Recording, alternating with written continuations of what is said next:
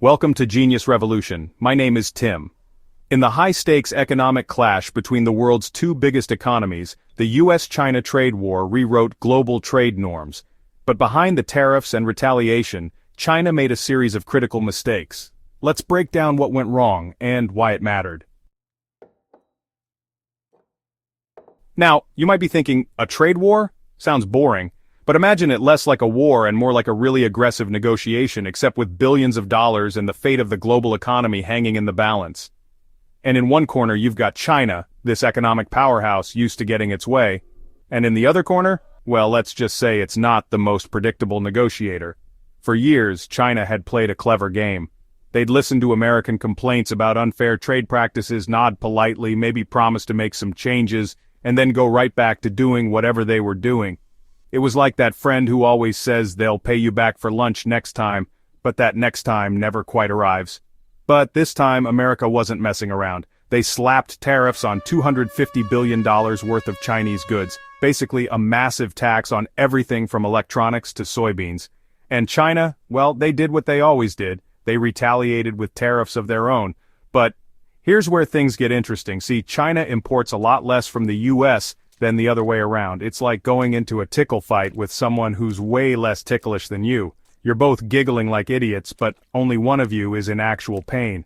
And that pain was felt by Chinese businesses, who suddenly found themselves struggling to sell their goods.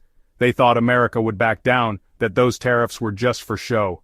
But America, for better or worse, was in it for the long haul.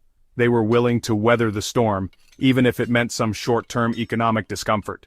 China, on the other hand, was caught flat-footed. They'd misjudged America's resolve, underestimated their willingness to play hardball, and that miscalculation, my friends, would have some pretty significant consequences. Okay, remember how I said China retaliated with tariffs of their own? Well, it turns out that when you're already taxing the hell out of everything America sends your way, you kind of run out of things to tax.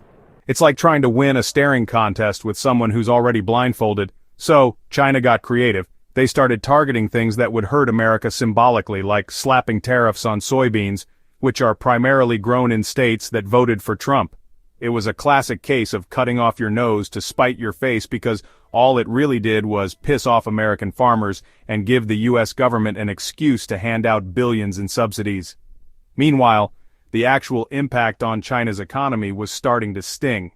See, when you make it more expensive for businesses to operate in your country, those businesses tend to look for other places to set up shop. It's like that old saying, if you chase two rabbits, you'll catch neither.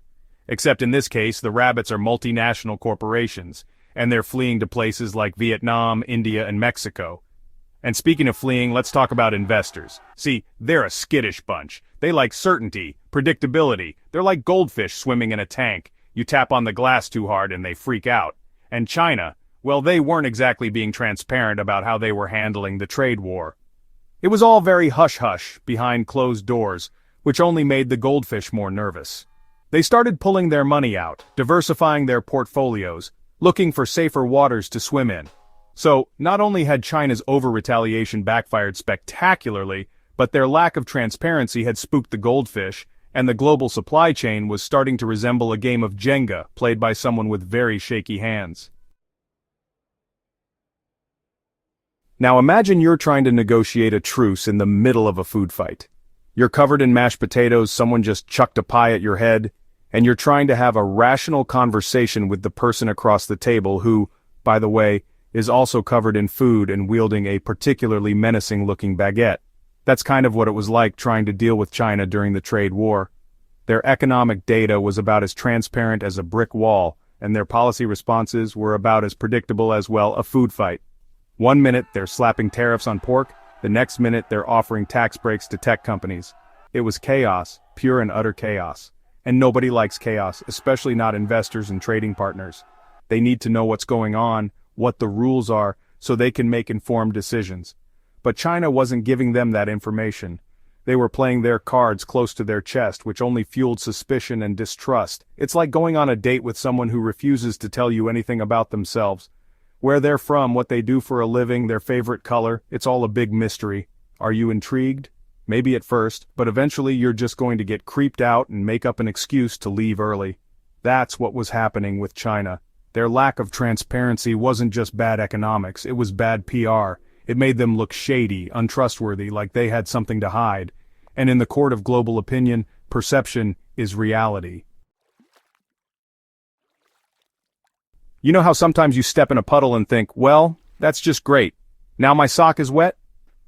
And then you realize that because your sock is wet, your foot is cold, and because your foot is cold, you can't concentrate on your work, and because you can't concentrate on your work, you miss a deadline. And because you miss a deadline, your boss yells at you, and because your boss yells at you, well, you get the idea. That, my friends, is the butterfly effect.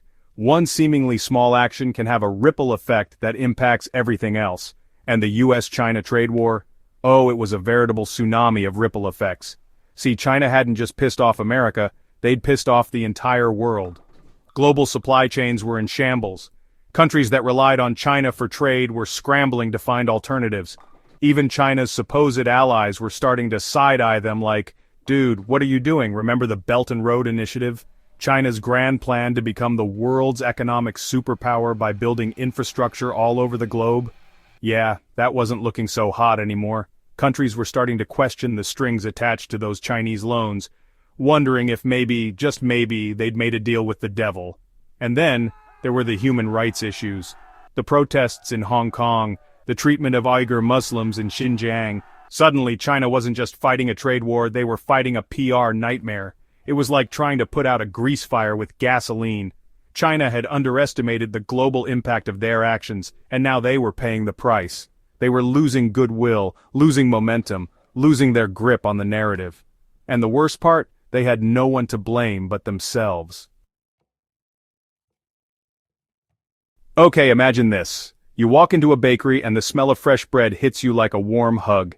You see rows upon rows of delicious-looking pastries, cakes piled high with frosting, and cookies that seem to wink at you from behind the glass. You order a croissant, take a bite, and it's cardboard. Stale, flavorless cardboard. You ask the baker what gives, and they tell you, oh yeah, we don't actually use a recipe, we just kind of wing it. That, my friends, is what it's like to do business with a country that doesn't respect intellectual property rights. And for years, that country was China. They were notorious for copying, stealing, and generally ripping off anything that wasn't nailed down, and even some things that were. Now, one of America's biggest complaints during the trade war was that China wasn't doing enough to protect intellectual property. They wanted China to crack down on counterfeit goods, to stop forcing foreign companies to hand over their trade secrets in exchange for access to the Chinese market. But instead of taking this opportunity to show the world they were serious about reform, China dug in their heels. They called the U.S. bullies, accused them of trying to stifle China's rise as a tech superpower. It was like a kid who gets caught with their hand in the cookie jar, and then blames their sibling for putting the cookies there in the first place. This refusal to compromise had some pretty serious consequences.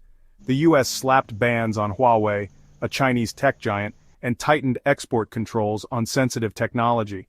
It was the beginning of a broader decoupling between the two countries, particularly in high-tech sectors.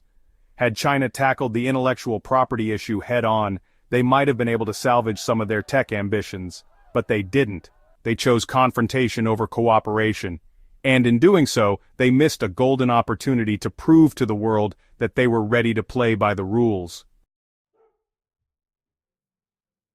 In the age of social media where information spreads faster than a rumor in a high school cafeteria, winning the narrative is everything. It's not enough to be right, you have to be seen as being right. You have to control the message, shape the perception, and make sure your side of the story is the one that sticks. And in the battle for the narrative, China, well, they got their asses handed to them.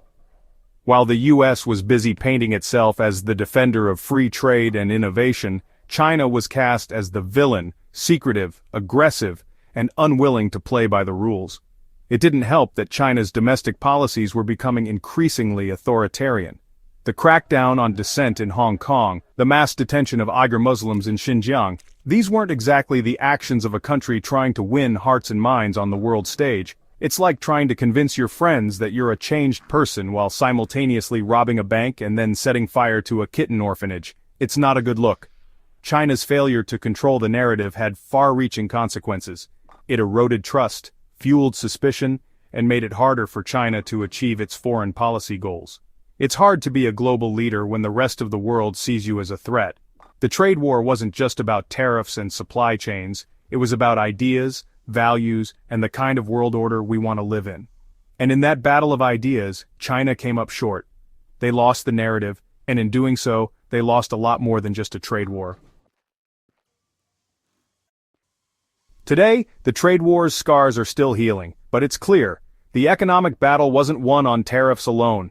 It was lost in miscalculations, miscommunication, and missed opportunities. If China wants to lead the global economy, avoiding these mistakes next time is not just smart, it's essential.